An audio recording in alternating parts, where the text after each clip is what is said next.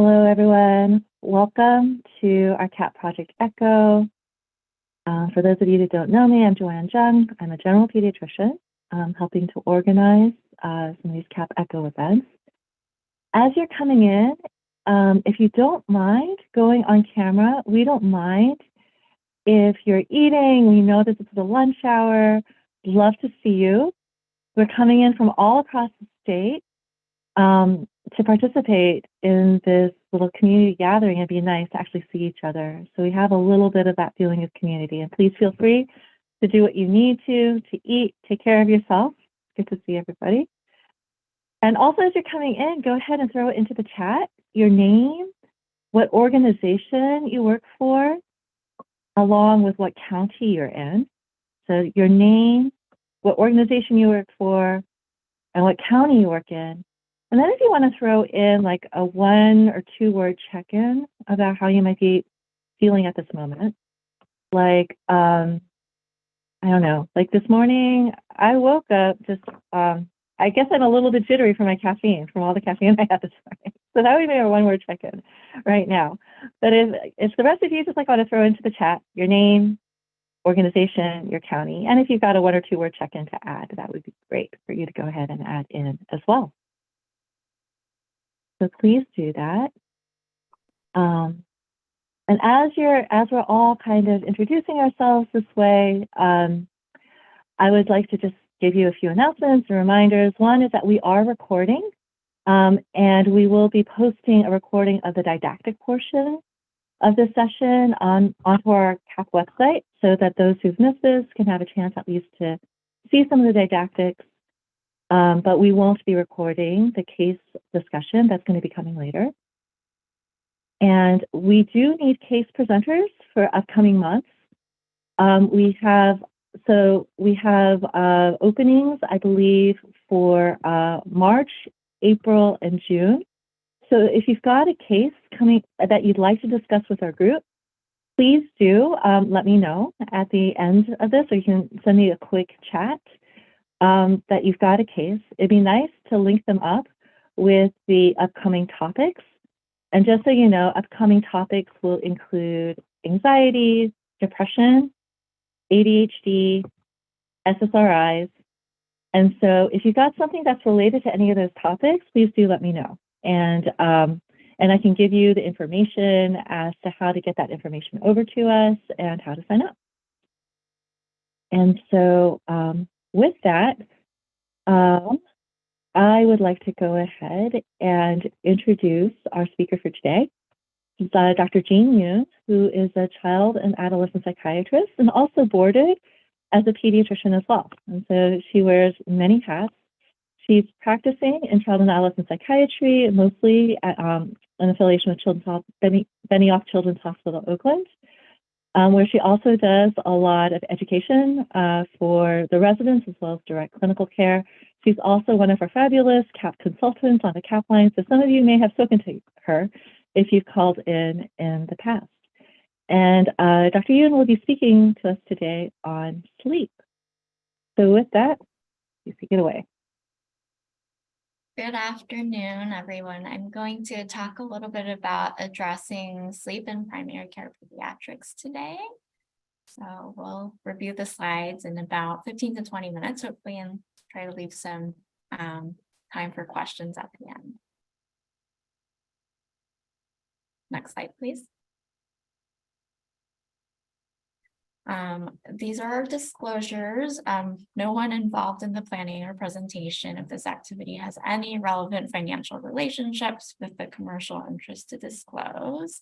And we do want to make note that our CAP program is supported by federal and state grant funding. So that is here for you to read. Next slide, please. Okay, so the objectives of today's talk is to just explain how to conceptualize sleep difficulties in children. And we also want to describe how to behaviorally approach sleep problems in the pediatric population. Also briefly review what guidelines are for medication use as an adjunct in treatment. Thank you. Next slide, please. So I think this really comes up often in pediatric primary care. Like just to review the definition of insomnia in children, it's pretty similar to the adult insomnia definition. The only difference would probably be that it includes quality of life for parents. So any difficulty that the child might be having with sleep onset, sleep maintenance, early morning awakenings, those are all the same. It does need to happen for like a consistent period of time for longer than 3 months and at least 3 nights or more per week. And you have to take in the developmental considerations in terms of, is this appropriate for this child's age? Were they given the appropriate amount of time and space to fall asleep or maintain sleep? And if it is resulting in any type of daytime functional impairment for either the child or the parent, you could diagnose with pediatric insomnia. Next slide, please. So I wanted to share a brief sleep screening tool. I know we don't have time to add an extra scale during like our 15-minute visits, but if there is concern or if you feel like I can give one out at the end of the visit so they can return with it for your next follow-up visit, I think this is a very nice tool that could gather a lot of pertinent information. We are going to send this screening tool out at the end of this talk today, so you have it on your back pocket, but it also lives on our CAP website resources section for providers under the sleep bucket. It's a little smaller font, so I'm going to go into the next slide to kind of break down what the screener looks at. So the BEARS screener really stands for like bedtime resistance. So we're going to ask about like, what are the sleep arrangements? Are they co-sleeping? Are they sharing a room? If the family is living in a small apartment and they don't have their separate sleep space, we want to ask about the bedtime routines. What actually does happen like from after dinner until they fall asleep? If there are some like negotiating going on, resistance to going to bed, how do the parents respond to that interaction? We want to screen for the excessive daytime sleepiness as well. Get a nap time schedule if they are still taking naps. Are they usually tired after preschool or school?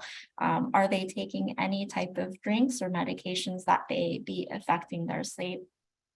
You want to screen for awakening at nighttime. If it is happening, what time is it happening? Is there a consistent pattern to it? How often does it happen per week? What time of the night? Is it at 1 a.m. versus 4 a.m. or 5 a.m.? What are the behaviors before and after? Are they waking up because they're using the bathroom? Are they waking up because they're hungry and trying to get a snack? Are they waking up because they're having night terrors or nightmares? Is there anything else underlying that's going on with like seizures, if that is the case, or enuresis? They're wetting the bed and they're getting up because it's wet and cold. So it's really helpful to have the parents get a sleep diary of this overall pattern to see if this is just a one-time off with acute stressors, so to speak, or it's been a more chronic issue that's been lasting for more than 3 months. Then, of course, we want to sleep for any snoring or obstructive sleep apnea. Next slide, please. So some of the pertinent characteristics of sleep in children, I think it's really common, up to 30% in younger children. And in teenagers, it's thought to be still about 20%, although it feels like a lot more, especially in the population that I encounter.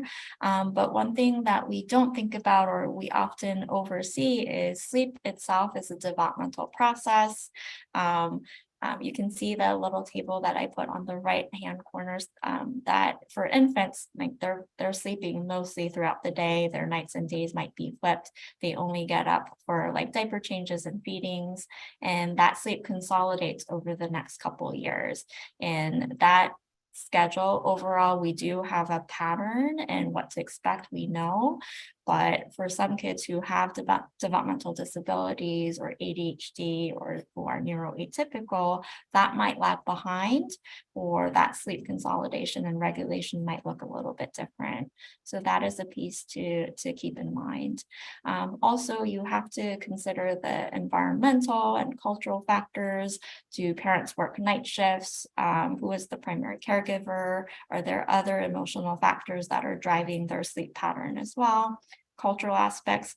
I know we talk about safe sleep and not to co-sleep a lot, but culturally that may not be something that some families are open to hearing or abiding by as rules.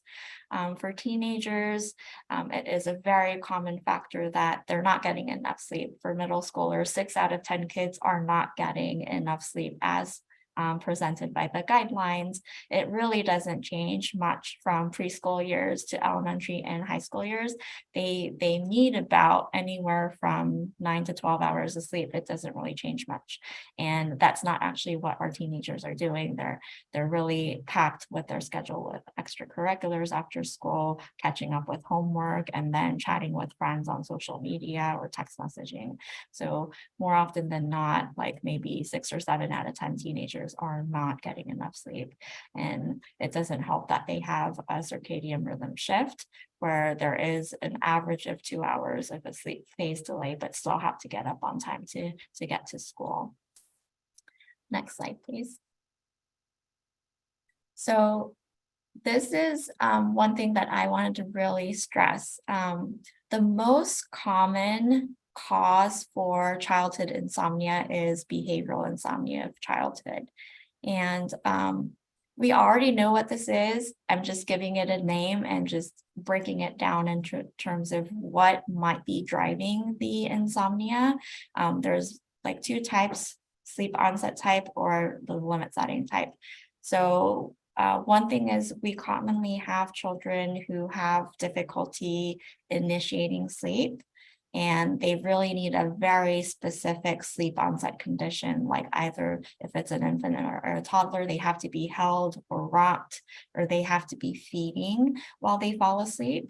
And some parents go as far as they'll take their child in the car seat and drive around the neighborhood until they can get them to bed.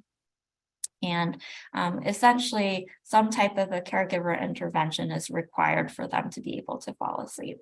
And some common characteristics of this is parenting style, their attachment style, like their sleep environment, whether they might prefer to co-sleep. And there is a lot of parental anxiety in terms of setting limits and abiding by them. And whatever it may be that's underlying is feeding into this cycle of sleep difficulty for the child. Now, the second type we also commonly encounter is the limit setting type. The kids will like kind of push back and resist going to bed. They'll refuse the bedtime routines. They'll throw tantrums. They have trouble like falling asleep, but also maintaining a sleep. And the common factors that are leading to this is like they just have difficulty setting limits. They have a soft heart, a soft spot. They feel like they have to give in, or it's either that it's too much at night, they're screaming their heads off and I can't deal with this, I'm just going to give in and give them what they want. So that consists of like verbal protests and like crying. They'll do curtain calls like, mommy, I'll go to bed right after this, like one more cookie, or let me have 30 more minutes on the tablet. So it's usually being fed and like it's perpetuating with some kind of attention seeking and giving into that negative attention. Next step, please. Okay, so for autism spectrum disorder and sleep, this is another topic that comes up quite often. More than 50% of sleep problems are like with initiating or maintaining sleep in autism spectrum disorder. It's the same though, maybe they are genetically more predisposed to having sleep difficulties. However, it doesn't discount the fact that the behavioral component is the majority of cases. And we've all encountered this. If these kids who are neuroatypical are having really hard time with transitioning, or not getting what they want and their distress tolerance is really low, that's still going to be a behavioral component. And bedtime routines and sleep environment is no different for these children. So we really need to ask those questions: what actually is going on at home during those hours? What might be anxiety provoking? What might be uncomfortable for this child who is more sensitive to sensories? So those history taking points are going to be very important.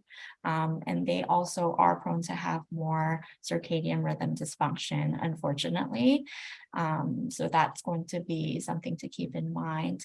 But regardless, the American Academy of Neurology and Sleep Medicine guidelines for these neuroatypical kids, its first step is to rule out any comorbid medical conditions or medications that they may be on, because a lot of these kids might have comorbid seizures, obstructive sleep apnea, and we want to address those underlying medical conditions first. And then still, it's going to be behavioral strategies as first line. And then if that's not enough and it's really causing a lot of impairment for the family, we can think about doing a little bit of low dose melatonin. Next slide, please. So the evidence and research for sleep disorders in autistic kids currently, I pulled the data here. This is a study from 2020. There's no this is the first line recommendation. Like, we have a lot of backing for support, but the best I could find is the probably effective category of recommendations. And for whether that be bedtime resistance, difficulty with sleep onset, sleep maintenance, sleep continuity, or daytime behavior, melatonin combined with CBT had the most evidence in terms of effect, or melatonin only. So either or, if you can get CBT, great. But that is not easy to come by. So if not, melatonin only might have the most evidence for these kids with autism and sleep disorders.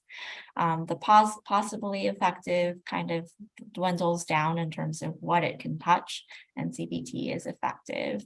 The weighted blankets, possibly ineffective. There wasn't much evidence, but if the family wants to try it, I don't think there's any harm, is the evidence there. Next slide, please. So I'm going to talk about some of the example behavioral structuring for kids who are having sleep difficulties. First of all, we want to talk about the rules and bedtime routines. What is the recommendation for that? We want to make sure that the same sleep schedule is for like Monday to Friday for school days and weekend days. So there shouldn't be a big variation. If 8:30 is their bedtime, it should be so on the weekends and non-school days as well, including summer breaks and holiday breaks. However, if there is a little bit of a variation that is allowed in one's household, that shouldn't be more than an hour. So if they're going to bed at 8:30 for school nights, you shouldn't let them sleep past 9:30 on a weekend or a holiday. Setting bedtimes, we have to keep in mind what is the developmental appropriate bedtime for that child. I think I had a friend who was putting their 7-year-old to sleep at 7:30 and was asking why is she not going to bed. So we want to set their expectations straight in terms of, that might not be the developmentally appropriate bedtime, but it goes the same way the other way around. If you have a 2-year-old, you're not going to have them up until 10:30. For kids who have already developed a pattern of going to bed late, so if they're having trouble falling asleep and they're consistently going to sleep at 12:30, 1 a.m., and that's going to cause problems for the family and the child, we're going to set a temporary bedtime. We're not going to ask this child who's going to bed at 1 a.m. all of a sudden to go to bed at 8:30 p.m. tomorrow. So what we do is we determine a temporary bedtime that's closer to a consistent time that they're falling asleep currently. So if 6 out of 7 days this child is falling asleep at 1, like within 15 minutes, that's going to be our temporary bedtime starting point. And we're going to turn the clock for the temporary bedtime earlier by 15 minutes every 3 to 5 days. I would say be more conservative and say about 7 days. Every 7 days, I turn the clock 15 minutes early as the temporary bedtime. So we do that. If we successfully fall asleep at 1 a.m., they're not having trouble, they're out by 15 minutes when we turn the lights out, then we're going to move that bedtime to 12:45 the next week and make sure that they're still falling asleep within that 12:45 to 1 a.m. window. If they're successful for the next week, we're going to move that to 12:30. And the goal is to have them fall asleep between 12:30 and 12:45 within 15 minutes. So essentially, we're looking for sleep efficiency, and they're not spending a long period just staying awake in bed. As far as bedtime routines go, we want to keep them short and simple and calming. So the routines should be like maybe 2 or 3 simple activities, like bedtime stories, bath, but like no electronics, no jumping around, no loud music. And it should all be packaged within 30 minutes so they can move on and go to bed without any resistance. For younger kids, visual charts showing them what their routines are in pictorial forms and moving along their schedule might be very helpful. Next slide, please. Once you put the child to bed, you want to leave the room while the child is awake. So I know some parents just stay in bed with them or stay in the same room until the child falls asleep. But doing that by itself, you're going to be the conditioning factor. So it's really recommended that you leave the room while the child is awake. And the goal is for them to be able to soothe themselves to bed and do this on their own. There is going to be an extinction burst. They might get worse and have more difficulties. The tantrums might be out of proportion than what they are at baseline. But what you do is you want to be very firm, but also be warm in terms of providing reassurance that you are there if they need them in emergencies, but you're not going to be there to put them to bed. So periodically check in if they're really having a hard time, but when you're peeping in, it shouldn't be longer than a minute, and make sure that you remove yourself from that environment. It's going to take some time. Usually to break a habit, it's going to take longer than 2 to 3 weeks. So the parents have to be strong and consistent. If the child tries to leave the room, you're going to calmly and firmly return them into the room. It's going to be really easy for them to raise their voice, escalate, get emotional, but that usually doesn't help the situation. If anything, it'll perpetuate things. So remind the parents that they have to be calm and firm. Don't try to lock them in the room or make them feel unsafe in that way. And the alternative you can do is to sit outside the door, right outside the door, so they can hear your voice, but not actually be inside the room. Next slide, please.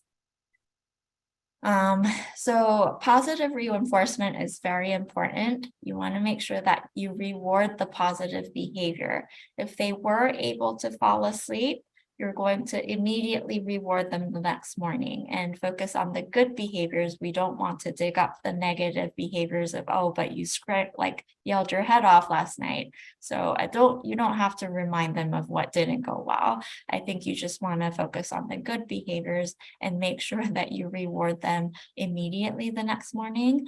So there is some positive reinforcement so that they learn how to keep up the good behaviors. Really the important piece, it's going to be very hard for the parent and the caregiver. So do some expectation settings. It's going to be very hard, but be consistent and firm and calm. Okay, next slide, please.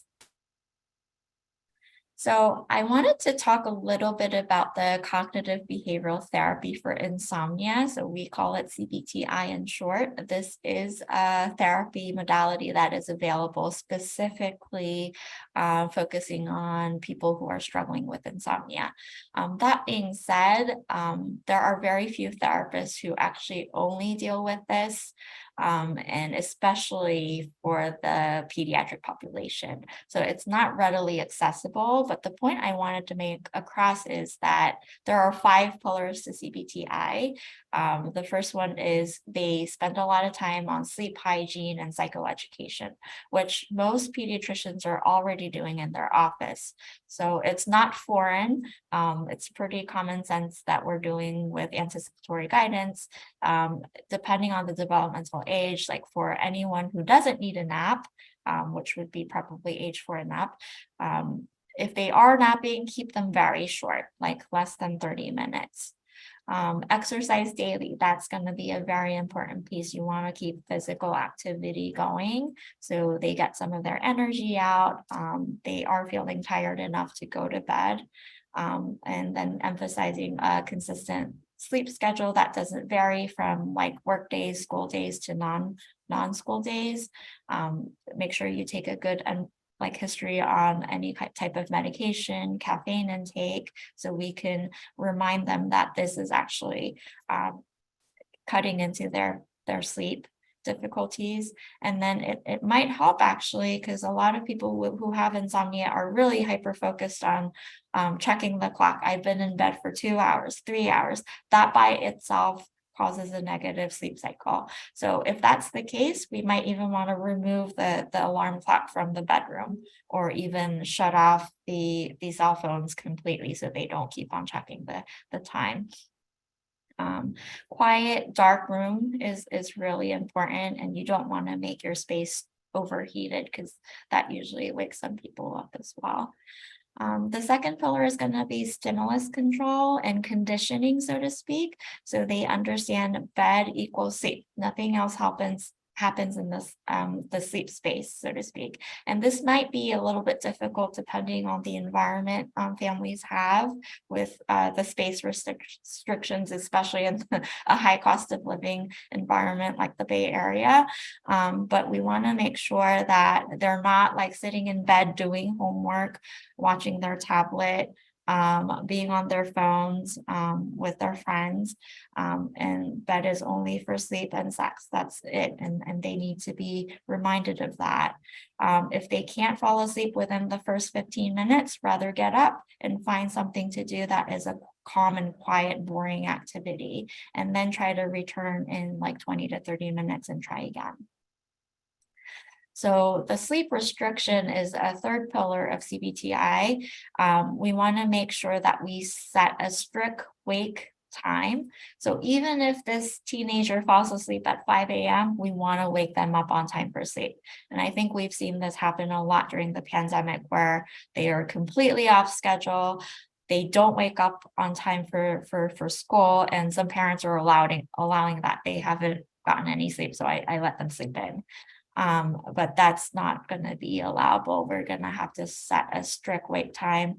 If they're going to be tired for a couple of days, we're still going to try to keep them up so they don't nap after school, and try to get them back on their desired sleep schedule. And then the sleep efficiency part, by like moving the temporary bedtime 15 minutes, I already explained in our previous slides.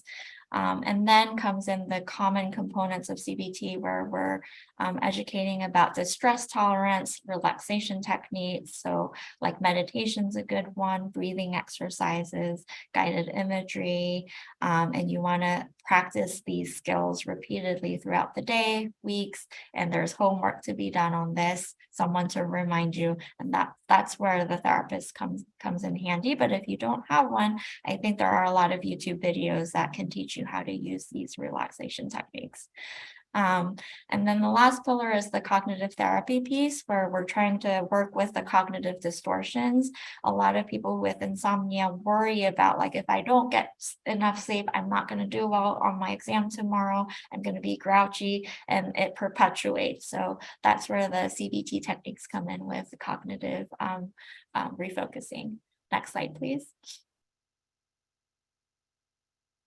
So in short, I think the take-home points are that, like, really for pediatric insomnia, there are no medications that are FDA approved. If we are using any, they're really off-label use, and medication should not be the first treatment choice. It should never be used alone as a monotherapy technique. We always want to emphasize behavioral strategies being concurrently used if we are using any type of medication.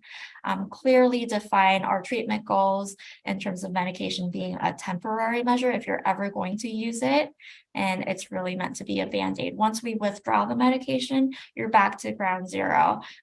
It does not fix the insomnia. So the behavioral strategies and CBT techniques are going to come in as the main first line treatment recommendation. And don't forget about ruling out any underlying medical causes. So that's where I'm going to pause today, so we can move on to our case discussion. Thank you so much for that great case presentation. There are a couple of questions that come in through the chat. I think the actual questions got addressed through the chat in terms of low dose Remeron being better, like in terms of the sleep-inducing qualities, and some comments about sleep training practices in the Bay Area and the difficulties of doing this in real life and in real practice. And I welcome folks who can stay for the extra 10 to 15 minutes at the end. We can continue the conversation then. At this point, I want to transfer our attention over to our case for today. We have Dr. Yasuko Fukuda from Pacific Pediatrics who will be sharing her case with us on sleep. So Dr. Fukuda, if you're here, if you could go ahead and come onto camera.